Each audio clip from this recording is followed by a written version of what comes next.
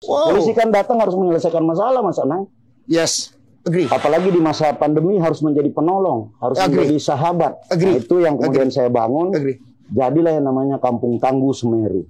Menurut, ini bukan menurut Fadil, menurut ahli sosiologi, bahwa memang Indonesia itu secara epistemologis memiliki sifat gotong royong. Orang-orang takut loh sama Indonesia, Mas Anang.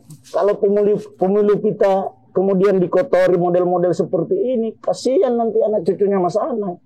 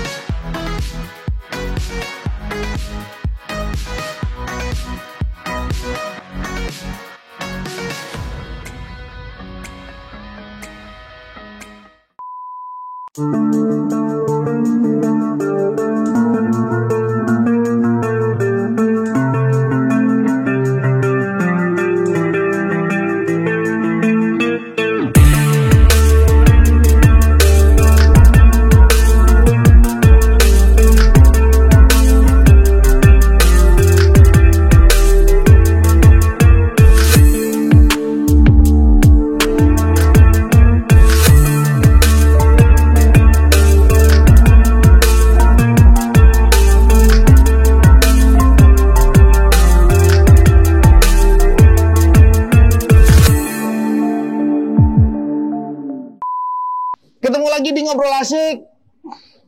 Dan saya ini sekarang biasanya ngobrol asik itu di studio. Sekarang kita mendatangin tokoh yang hari ini banyak diperbincangkan. Hari ini membuat perhatian publik menuju ke beliau ini. Ini adalah Mas Muhammad Fadil Imran, Kapolda Metro. Coba Mas, sehat?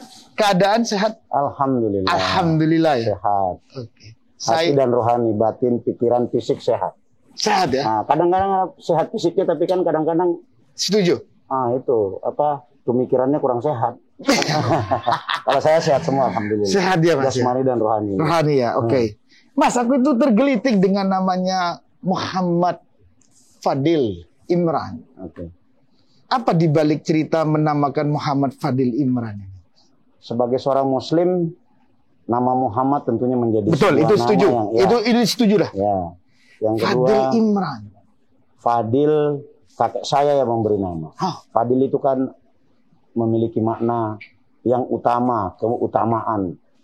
Kalau Imran diambil dari salah satu surah dalam Al-Quran, surat Ali Imran. Jadi itu dipadankan menjadi satu, jadilah nama saya. Muhammad. Mungkin kakek nenek saya dan ibu saya berharap suatu saat kelak saya menjadi orang yang bisa berbuat yang terbaik buat masyarakat.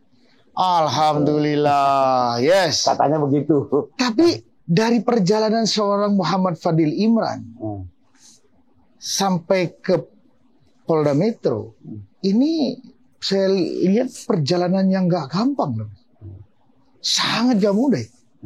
Mas ditaruh di tempat-tempat yang sangat keras. Bisa diatasin. Resepnya apa, Mas? Dalam bekerja, yes. Saya selalu memiliki data yang penting itu. Data? Iya. Jadi segala sesuatunya akan running dengan baik kalau kita memiliki data yang akurat. Kalau datanya akurat, pasti penanganannya pasti akan tepat. Yang kedua, atmosfer situasi yang kita akan intervensi itu, akan kita transformasi itu juga kita harus betul-betul pahami betul. Dan yang ketiga, kita harus turut serta, nggak boleh pangko damar. Turun ke bawah. Harus betul-betul turun, melihat, merasakan, memahami satu persatu, baik eksternal, internal, ya saya kira itu. Dan ketika ada sebuah tantangan, jangan menunggu tantangan itu menjadi ancaman.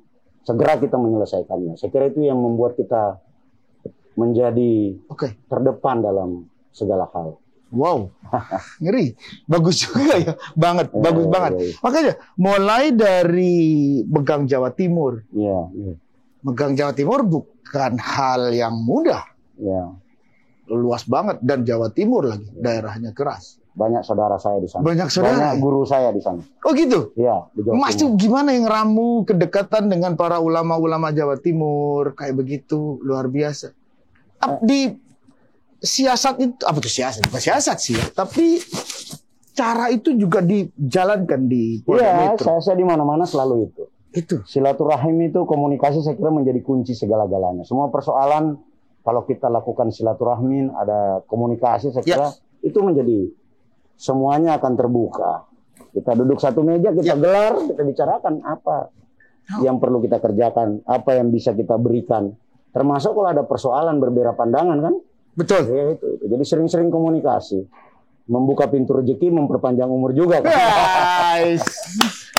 Ya, bagus. Itu di Jawa Timur saya lakukan. Jadi Jawa Timur ini kan kota 1000 santrinya santri banyak. Dan pesantren, kota industri, kota pertanian, semuanya lah di Jawa Timur. Di Jawa Timur. Jadi memang menjadi ujian tersendiri buat saya. Pada saat saya di Jawa Timur juga, kebetulan Jawa Timur katanya konon kabarnya, apalagi Surabaya, zonanya merah tua, bahkan ada yang ngeledek hitam. Tapi dengan semangat kegotong royongan, orang Surabaya ini kan Jawa Timur terkenal guyup rukun. Nah, ilmu itu yang saya dapat di Jawa Timur. Itu yang didapat di Jawa Timur? Iya, saya dapat guyup, rukun, ikhlas, bekerja dengan tanpa pamrih. Itu yang saya dapat di Jawa Timur. Jadi bukan hanya memberikan, tapi saya banyak mendapatkan ilmu-ilmu yang sangat-sangat filsafat, ilmu-ilmu yang sangat mendasar. Guyup, rukun, gotong royong. Orang-orang Jawa Timur itu saya sangat kental sekali terasa itu. Itu. Iya. Banyak guru juga di sana. Banyak guru ya. Banyak kiai. Iya. Ngelihat sepak terjang Jawa Timur, Mas Fadil memiliki visi yang luar biasa waktu itu. Dalam menghadapi, ya itu awal-awal pandemi. Iya, sekitar bulan tahun 2020. Mas kan diangkat 16 Oktober 2020. Nggak lama. Mas megang Jawa Timur, Mas punya program. Sangat visioner banget. Dan berhasil. Dan itu yang saya rasa juga, wow, idenya keren. Kenapa bisa muncul ide itu? Jadi gini. Desa Tangguh. Iya. Hasil diskusi dengan Ibu Gubernur juga luar biasa di Jawa Timur. Bu Risbah ya? Iya, Pangdam, para bupati-bupati, anak muda semua bupatinya. Saya aja duduk bersama, diskusi. Ya apa iki sing dikerjane ono pandemi lah bahasa Jawa Timur. Tapi paham bahasa Jawa ya? Ngerti dikit-dikit. Kan orang Surabaya senang cangkruan. Iya betul. Cangkruan lah sama teman-teman itu. Duduk ngopi, bicara dengan bupati semuanya. Mosok ini sangat begini terus. Setelah saya mendapatkan beberapa masukan dari perguruan tinggi di Jawa Timur kan, apalagi di Malang di tempatnya Mas Anang. Itu kan perguruan tinggi di situ kan luar biasa. Betul. Dari UB saya mendapatkan ide itu, Universitas Brawijaya. Teman-teman di Brawijaya juga luar biasa melakukan penelitian. Keluarlah Kampung Tangguh itu. Lalu saya kawinkan dengan konsep community policing, problem oriented policing, dan kolaboratif policing yang ada di kepolisian. Dan kemudian dihadapkan dengan situasi disasters itu, pandemi ini.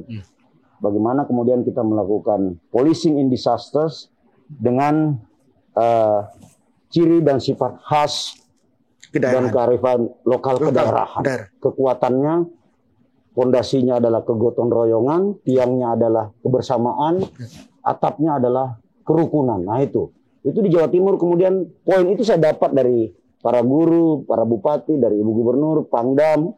Lalu kemudian saya kawinkan dengan konsepnya dari teman-teman dari UB. Lalu pengalaman saya selama menjadi polisi tentang kolaboratif policing dan yang namanya problem solve oriented policing. Polisi kan datang harus menyelesaikan masalah, Mas Anang. Yes, agree. Apalagi di masa pandemi harus menjadi penolong, harus menjadi sahabat. Nah, itu yang kemudian saya bangun. Jadilah yang namanya Kampung Tangguh Semeru. Punya 3 kemampuan, ketangguhan, tangguh secara kesehatan, tangguh secara ekonomi, tangguh secara kamtipmas. Kita melawan pandemi ini nggak boleh dikerjakan oleh struktural semata. Harus melibatkan komunitas, masyarakat terbawa, masyarakat desa. Saya dirikanlah kampung-kampung tangguh itu di semua desa yang menjadi zona merah di Jawa Timur, termasuk di Surabaya. Kalau di Surabaya dia Kampung Tangguh Wani, Jogo Surabaya. Wani Jogo Surabaya. Sesuai dengan kearifannya daerahnya, anak-anak lah, gayanya anak Surabaya. Iya, gayanya anak Surabaya. Kita bangun. Yang kedua, ketangguhan di bidang ekonomi. Kita kan tahu bersama, di masa pandemi ini, di samping persoalan kesehatan, dia kan juga multi problem. Ada masalah ekonomi. Orang nggak bisa dagang, omset turun, nggak boleh kemana-mana, mobilitas turun, otomatis mempengaruhi. Nah, kita membangun dan mengembangkan UMKM. Jawa Timur kan sentranya UMKM. Kerupuk, tahu, tempe, penjual nasi, sate, dan sebagainya. Sampai mikir ke situ? Ya, harus. Bagaimana membudidayakan lele, rempah-rempah, empon-empon, membuat, nah itu kita buat. Jadi, bukan hanya dia sehat, tapi kita juga harus mikirin perutnya dong kan. Kalau di situ daerah perkebunan kayak di Batu, tempat sayur-sayuran, bagaimana kita sayur mereka itu bisa diangkut ke Surabaya supaya itu. Ya, kayak misalnya di Madura, di situ banyak udang, bandeng, dan sebagainya, bagaimana itu. Di samping tentunya kami mendapat petunjuk dari Mabes Polri. Ya, jadi itu yang kita kerjakan. Yang ketiga, tangguh secara Kamtibmas. Tangguh secara Kamtibmas, tentunya jangan sampai sudah pandemi, ekonomi menurun, timbul kejahatan. Nah, kita harus guyup, ada penjagaan. Nah itu, tangguh secara kesehatan. Kita latihkan dia bagaimana 3T itu, testing, tracing, treatment itu. Nah, itu. Betul. Terus memperkuat 3M. Mereka menjadi penegak disiplin di protokol kesehatan di lingkungannya, di desanya. Negor toh kalau di masjid kalau sholat harus bagaimana dan sebagainya, di sekolah gimana, di pondok pesantren gimana, di pasar gimana, di terminal gimana. Nah itu kayak gitulah.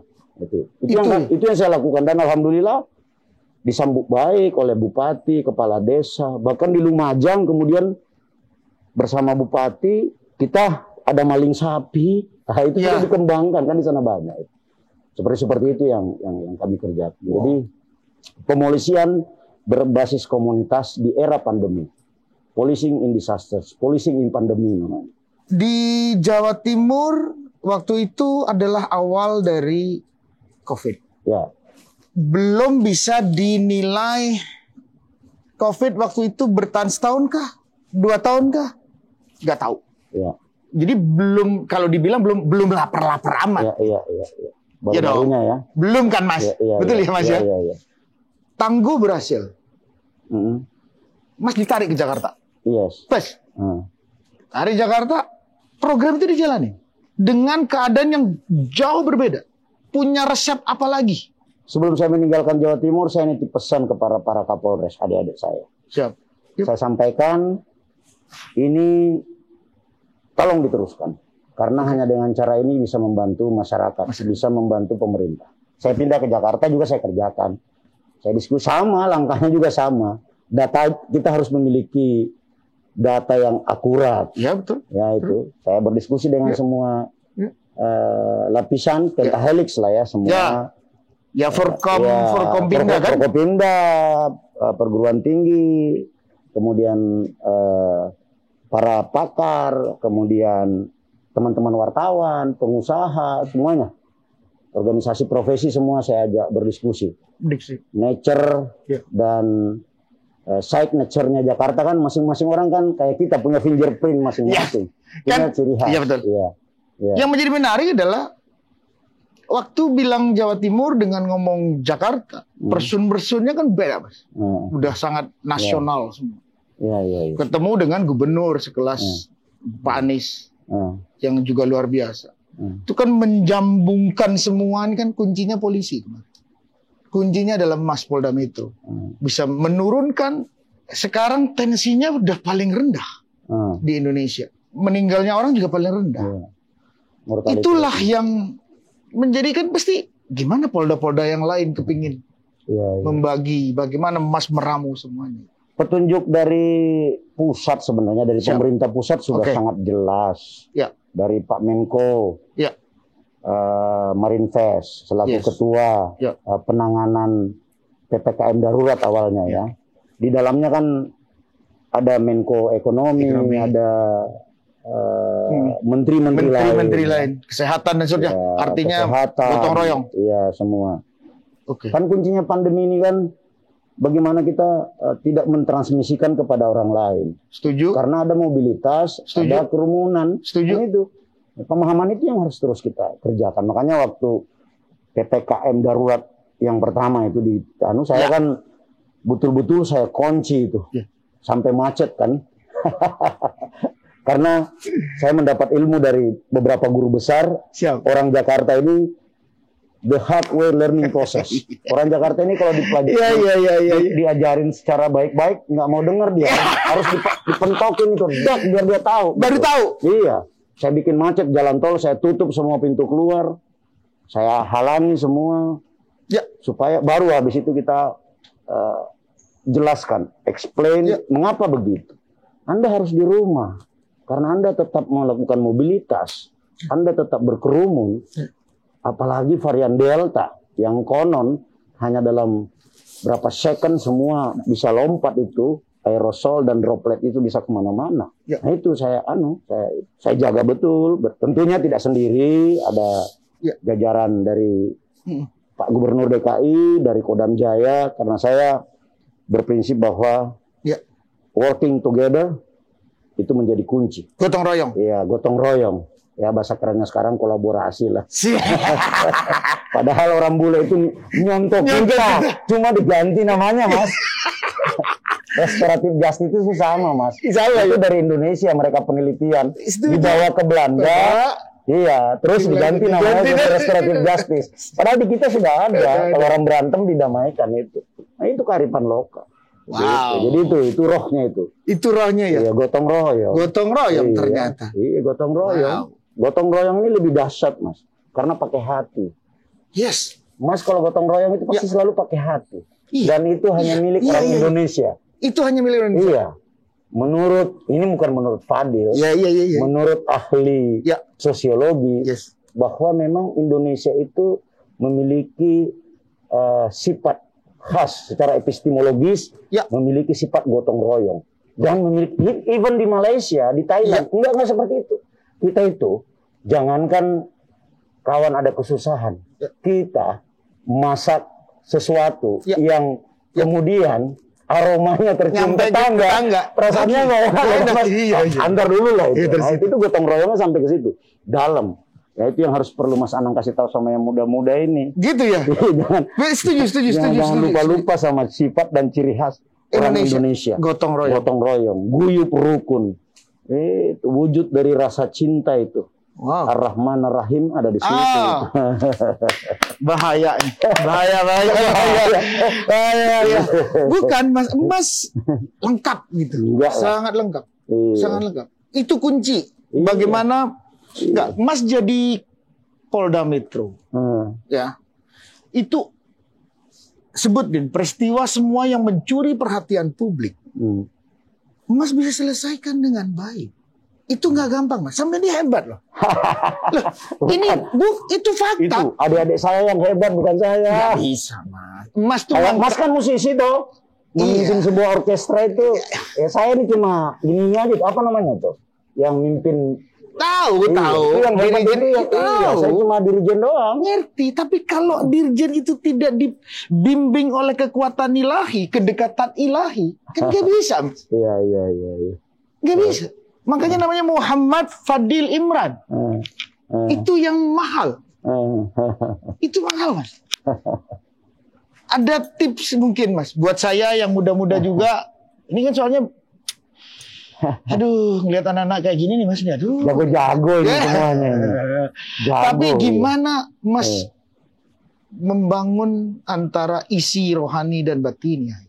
Kita ini kan manusia yang punya kalbu, kalaba. Iya kan? Ini kalbu kita ini jangan dilupakan loh ini. Orang banyak mengasah otak aja, tapi tidak pernah mengasah hati. Mengasah otak tapi tidak mengasah hati. Catat itu. Catat. Dan itu kuncinya. Iya. Kita ini kan diajari sama guru, sama kakek nenek kita kan seperti itu. Wow. Jadi itu yang dipegang Mas Fadil. Bagaimana daging yang bisa membuat dan memperbaiki dunia dan menghancurkan dunia. Ya itulah. Kolbu. Iya, kolbu harus kita latih lah. Banyakan kan kita gimana caranya juara matematika, juara bahasa Inggris. Yes. Orang pinter belum tentu jujur. Tapi orang jujur bisa pinter. Insya Allah. Mahal. Iya. Kapolda Metro kayak gini, Pak. Pinter bener ya. Bisa ya? Ini serius, Mas. Saya ini mempelajarin peristiwa Saracen, peristiwa Muslim Cyber Army. Bukan persoalan sepele. Kan nggak bisa kalau hanya menggunakan kebisaan ilmu tok. Kalau jawab aja Mas tadi ya. Iya. Gimana itu, Mas? Kok bisa?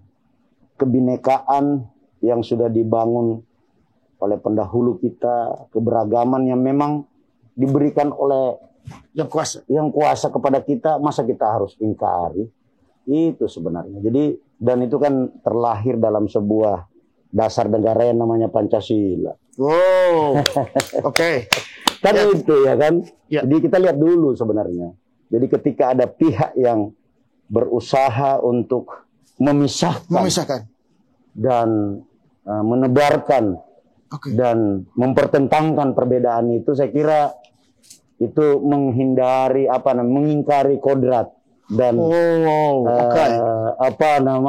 melupakan sejarah bahwa bangsa ini sebenarnya didirikan atas aneka ragam, bineka tunggal ika.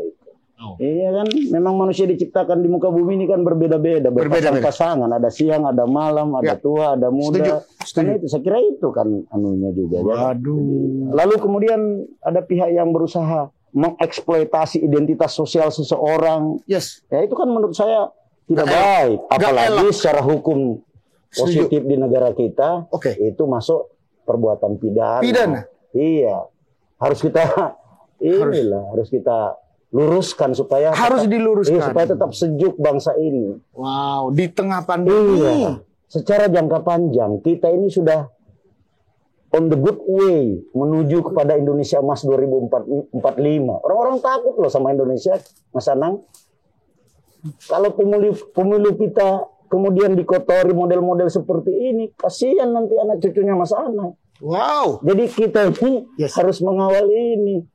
Harus mengawal ini. Harus aman, demokrasi kita ini harus berjalan. Demokrasi Pancasila harus berjalan supaya kita bisa sampai kepada tujuan kita di 2045. Indonesia menjadi salah satu negara unggul di dunia. Yes. Konon kabarnya begitu. Kita punya kekayaan alam, kita punya luas wilayah, kita punya penduduk. Kita nggak usah takut dengan Singapura, Jepang, Malaysia. Mereka nggak ada apa-apanya dengan kita. Itu iya. Jadi tongkat di tanah apa? Iya, ditanam jadi apa aja? Iya, hanya ada di Indonesia. Kekayaan alam kita melimpah. Kalau proses demokrasinya kemudian terganggu, mau jadi apa kita kan? Ya itu sebenarnya yang saya kerjakan sih. Ini kalau jadi jangan dilihat aja kulitnya aja. Bukan. Kalau pemimpin begini semua ini kan enak ya. Dot, jangan ketawa, Dot. Ini serius, Dot. Ini serius kan, Dot? Bener gak, Dot? Ini bener, Mas. Kalau begini semua, Indonesia cepat untuk mengentaskan permasalahan. Jadi peristiwa-peristiwa berat pun hari ini bisa ditanganin dengan bijaksana, ditanganin dengan hal yang letter luck, semua by aturan yang disepakatin based on Pancasila. Iya dong. Tepuk tangan dong. Ngeri nih Mas lihat. Ini cocok namanya. Mulai tadi kan Rizky kita ngomong Muhammad Fadil Imran, ini nggak ada maksudnya nih namanya. Ternyata ya inilah. Jadi saya hari ini berterima kasih bisa dikasih waktu loh. Terus terang saya berterima kasih banget dikasih waktu dengan segala permasalahan. Bahwa hal yang nggak mudah. Tadi Mas menjawab tentang bagaimana kalau sampai terjadi disintegrasi dan seterusnya. Hal-hal hari ini Mas bisa tanganin sedemikian rupa. Dan yang saya mau mengucapkan dalam pertemuan ini, Mas salah satu juga orang di Polri yang sekarang Mas sudah yang tertinggi waktu itu memikirkan tentang hak cipta.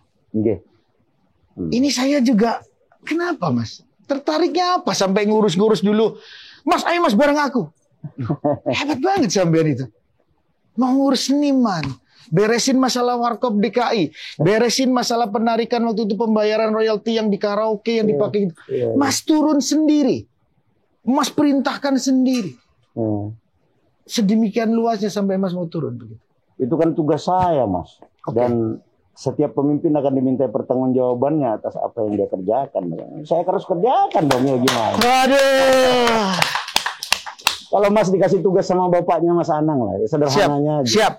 Kan kurang lebih seperti itu kan. Tapi karena suatu saat ditanya bapak, ini tugas kamu gimana ini? Jadi saya pasti akan ditanya sama teman-teman artis, komisi. Ya ada di komisi 3, ada di komisi 10. Nanya. Saya ditanya nanti. Terjadi banyak pembajakan kok diam-diam aja ya. Masa saya harus bersahabat dengan pembajak-pembajak itu? Walaupun godaannya kan Mas Anang tahu. Tahu, saya tahu. Iya. Mas waktu itu, saya tuh terus terang, waktu itu bangga banget. Satu acara dengan Mas, Mas keras juga bicara tentang penegakan itu. Saya berharap, Mas, saya kan rakyat biasa. Saya pasti mendoakan Mas. Harapan saya Mas terus tinggi. Harapan saya. Jujur aja saya mengharapkan Mas tinggi sekali. Harapan saya karena Mas benar-benar menjalankan semua itu dengan baik pahaman saya, terutama di pekerjaan saya sebagai seorang seniman. Mas perhatiannya tinggi. Saya berharap penegakan Undang-Undang 28 waktu itu bisa tegak dan bisa memperbaiki sistem industri musik Indonesia dalam penegakan. Guys, nggak salah. Ternyata saya dikasih waktu. Ada banyak pertanyaan juga dalam diri saya mengenai seorang Muhammad Fadil Imran. Ternyata silakan dengar sendiri penjelasan-penjelasan beliau yang luar biasa. Banyak hal yang bisa diambil dari penjelasan-penjelasan beliau.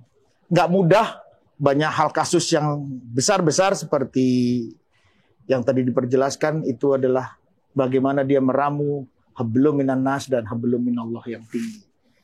Jadi Mas, saya nggak akan berbanyak-banyak waktu lagi, penjelasan tadi sudah memuaskan saya. Artinya bahwa jawaban tentang mural pun yang sekarang lagi dibicarakan publik pun Mas saya sangat bisa melihat. Dengan tindakan tidak akan melanjut, tidak memanggil dan seterusnya. Mas pemahamannya cukup luas bagaimana membangun kondusivitas masyarakat di tengah pandemi dengan baik. Sekali lagi Mas, terima kasih. Mudah-mudahan kita bisa dekat terus. Apa yang bisa kita saling bantu. Tadi saya dengar dengan Mas ngomong gotong royong yang bisa membangun Indonesia. Saya siap gotong royong. Siap. Sekali lagi terima kasih waktunya Mas. Baik Mas Anang. Muhammad Fadil Imran. Terima kasih Mas.